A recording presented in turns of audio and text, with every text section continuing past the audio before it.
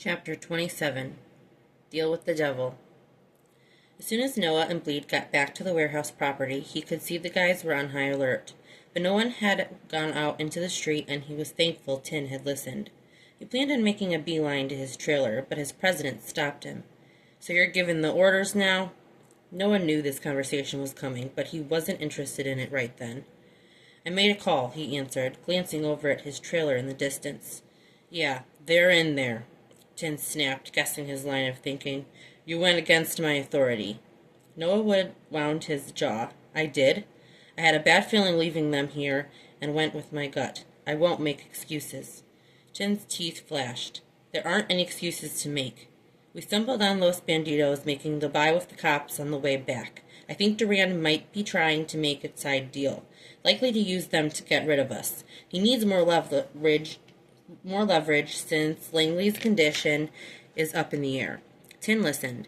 Noah watched his eyes narrow as his words sank in. "And no one saw you?" Noah shook his head. "A dirty cop with everything to lose is not a guy you give time to plan." Tin took a breath. "He's got the potential and connections to get us all fucked up. We have to handle him quickly and swiftly, only when necessary, and with no traces back to us. Do you hear me?" He nodded. "I apologize for not heeding the order." Which was true. He did. But he would do it again if it meant protecting Lindy. She looked up, expecting to see Chaos coming back into the trailer with food. But it wasn't him. Noah's large figure, cloaked in black, stood at the door. Lindy stood up from the couch and closed the space in a few steps, rushing into his hug. She squeezed her Aisha and tightened her arms over his shoulder as he lifted her off the ground. "I'm glad you're okay," she whispered near his neck. He didn't answer right away, just held her in the quiet. Lindy let go of her breath and all her anxiety and just relaxed in his arms. It was the safest place she ever felt in her life. "I'm glad you're okay, too." He lowered her back to the ground. "Can I guess things didn't go okay in Vegas?" Max had fallen asleep in his carrier watching wrestling. She would have never thought he'd be interested while still being so small. Noah's thumb grazed her chin. "No, it didn't go as planned." "Tell me what happened with you." He'd brought her the BLT sandwich and chips Chaos had been on his way back with. "He's a good driver." Noah's laugh was short before his head lowered. "I'm sorry that happened. The last thing I wanted was for you and Max to be in danger." The sudden grimness in his face sent her hand to it, stopping at his temple to wipe away sweat. "We're okay," she said softly. "He'll protect you and Max." Her face warmed as she recalled Vicky's words, which she clearly remembered brushing off. She just kept having to remind her heart that he wouldn't be here forever. Her life just didn't work out that way. She had to stay grounded in reality. "You want to take a shower?" he asked, looking down at her uniform. "I only have t-shirts, but you can borrow one to sleep in." "You're sweatier." Her fingers skimmed his cheek as she lowered her hand. "You take one first." And one of the reasons was because he spent more than a few minutes against a dark wall with his gun trained on the back of her ex's head. "Ladies first. I'll be all right. You go ahead. There's towels in there." "The shower in your bedroom?" she asked. "Yeah." Her mouth opened before she squinted. "You have a scorpion in there." "Lucy?" "Lucy?" she repeated. Noah smiled. "I'll find a spot to put her." He moved the aquarium, putting it outside near his bike, covering it up, since more than a few of the guys weren't fans. Noah had no idea how all of this was going to fall out, but he felt calmer with them there. She showered first and was on the bed in one of his skull-covered t-shirts when he came out of the bathroom. Max was on his bed sleeping comfortably on his stomach. Seeing them just felt like home. Noah sat on the bed by her feet. He put them on his towel-covered lap, seeing the redness on the soles. Gently he started to massage them. Lindy didn't hide her surprise. Thank you." He shook his head, continuing to rub her feet. "It's not a problem. I need to get some better shoes. You're on your feet too long during the day." She shrugged, glancing at Max after he coughed. "Comes with the job. I could pay your bills for you if you want to take a break." He felt her foot tense, but continued with his touch. "We already have the arrangement for the marriage," she answered softly. "So?" His hand smoothed over her heel. He knew Lindy wasn't used to people doing nice things for her, and that struggle had been a way of life for her for so long she didn't know any other way. He still didn't know how much about trying to be romantic and kind. He was just going off instinct. We make a new arrangement, then. He continued rubbing her feet. There were more things he wanted to say to her, but he stayed silent, waiting for her response. Negotiating new terms is what I think they call it? Looking down, he smiled. You're right. Do you want to negotiate new terms with me? He looked up to see her mouth folded in a kind of a sheepish smile, but in her eyes he saw the reluctance. You already have so much on your mind. I know Cass didn't happen to be by the diner. You had him watching us while we were gone. Her voice tugged at his heart. I was trying to make it to my car with Max, but I don't know what would have happened if he wasn't there. Thank you. Noah couldn't think about what would have happened. He said his jaw before forcing himself to relax it to talk.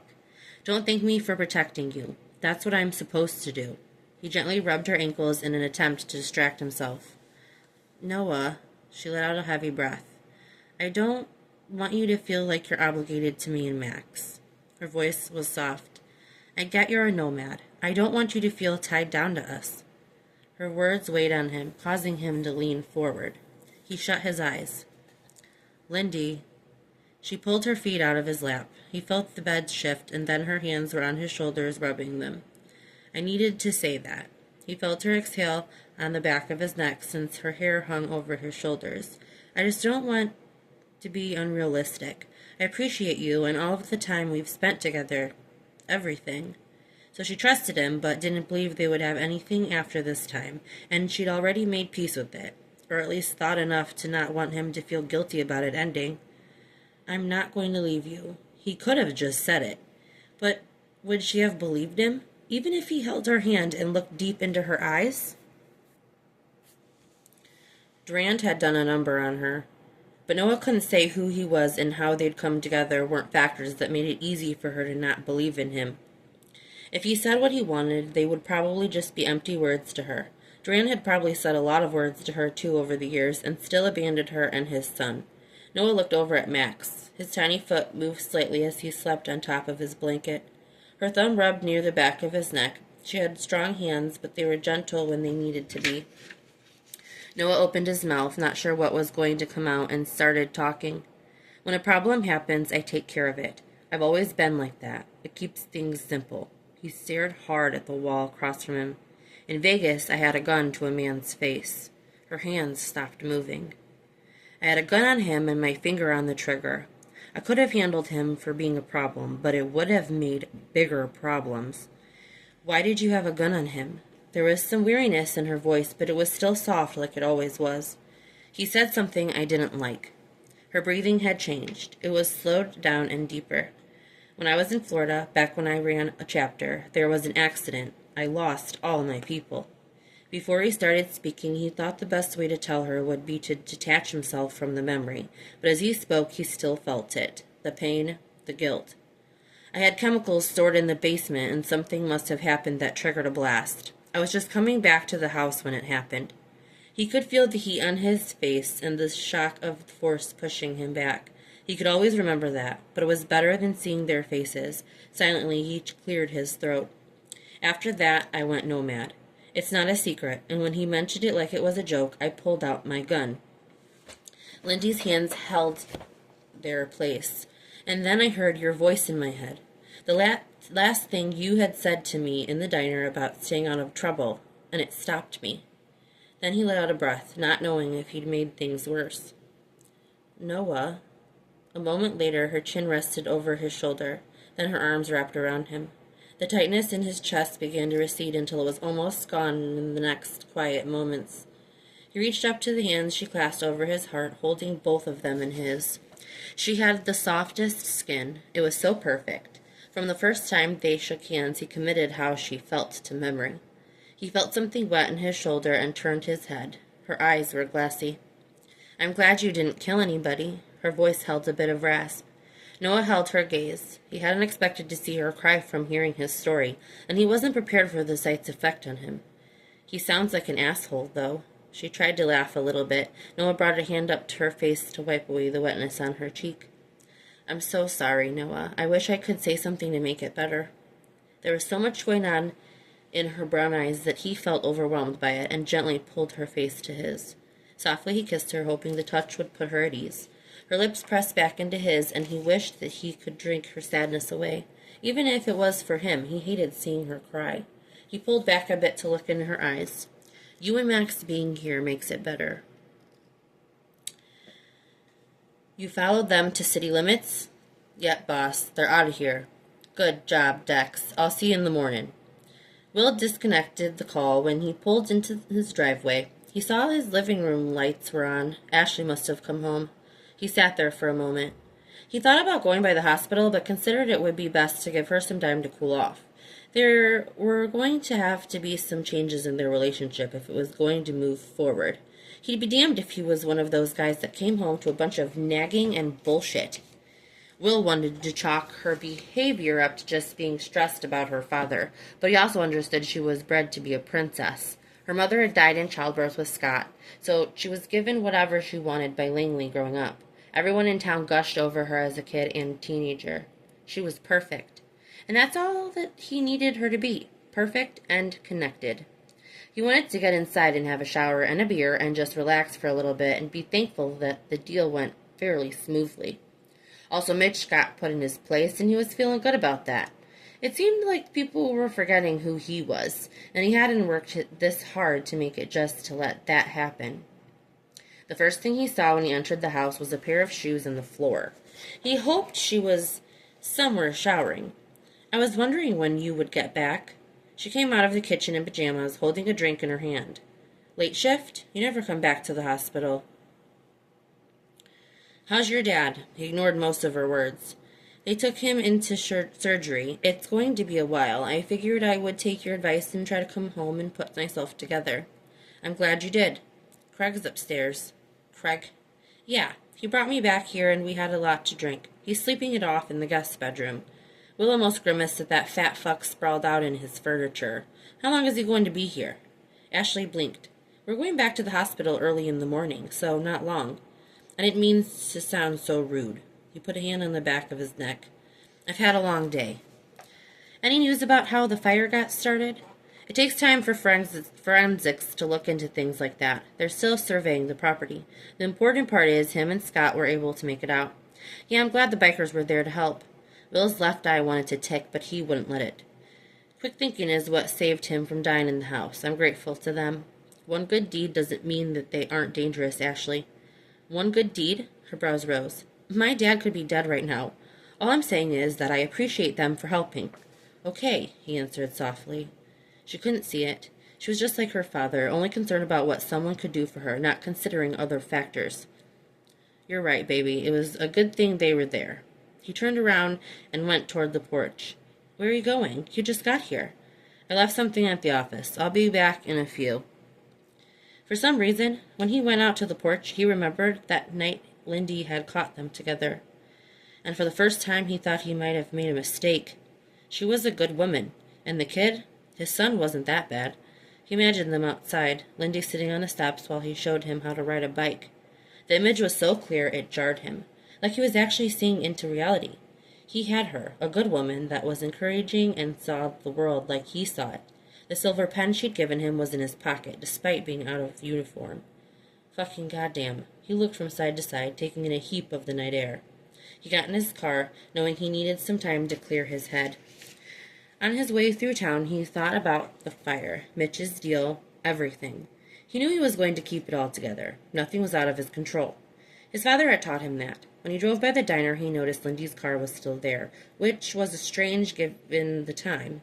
He knew Mitch had told her to close early. He parked his car near it and looked inside. It was empty.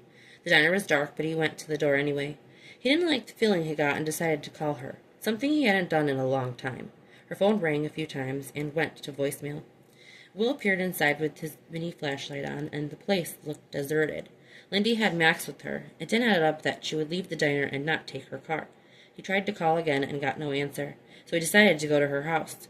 After parking in front, he went to the front door and rang the bell and knocked several times. No answer. He knew it wasn't right, but he decided to jimmy the lock to open it. Lindy? He called, stepping over the threshold. The house was quiet and smelled like lemon cleaner. He flicked on a light. The living room was clean with the exception of a basket of baby clothes on the lounge chair. He checked the kitchen, then went to her bedroom. Nothing out of the ordinary. The bed wasn't made, and as if she rushed to get out that morning and be at work on time. She was always terrible with time. Will picked a t-shirt off the edge of the bed that she must have slept in. It smelled like her. I thought we could work things out. Try and be a family. Will pursed his lips. Where was she? He looked up at his reflection in her dresser mirror. She had a few scattered perfumes and lotions on it, but that wasn't what he noticed. On the side of the dresser was a paper rose. He dropped the t-shirt and walked over to it. A paper rose. He'd seen one like this before, in Callis's motel room. Will lifted it to inspect it more closely. It was almost identical. How did she get this? He searched the room, checking her drawers and underneath her bed. Then he went to her closet. It was small and narrow, but he pushed aside the garments. She had boxes on a shelf above it, and he went through them. It wasn't until he opened the last that he had found money beneath a stack of birthday cards, thousands in cash. What the hell was she doing with that kind of money? He kept searching the closet and found another box on the ground near the back. He dragged it out to better lighting. Once he opened it, he stared down at it for a moment. A white wedding dress. Will was kind of stunned. He didn't understand. Had she bought the dress thinking they were going to get married after she had the baby? He picked it up. Paper flapped beneath the fabric. Will looked down and bent to turn it over as he held the dress. It was a photograph. A picture of Lindy in the dress, getting kissed by Callis. An earthquake could have hit the bedroom and he wouldn't have been fazed. It was a real photo he was holding in his hands. It looked like they were in a chapel. No, he whispered. Will quickly knelt down to search the box, and sure enough, he found a marriage license. Lindy Hargood and Noah Callis. He remained there like a statue as he tried to process it. He felt like his face was going to crack in two. Lindy Hargood. His Lindy had married that fucking biker trash? Don't you have a kid? Callis's words from the office meeting rang out in his head. He was baiting him. He'd told him that day at the motel that he was engaged. Oh my God. Will looked at the date on the license. All this time? His chest rose up and down with each breath. Married. He stared at the photo. She was married to him. He stared at the ceiling. The picture of the two kissing could have been painted on it.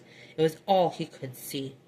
Fuck, he cried out, fingers clenching around the dress.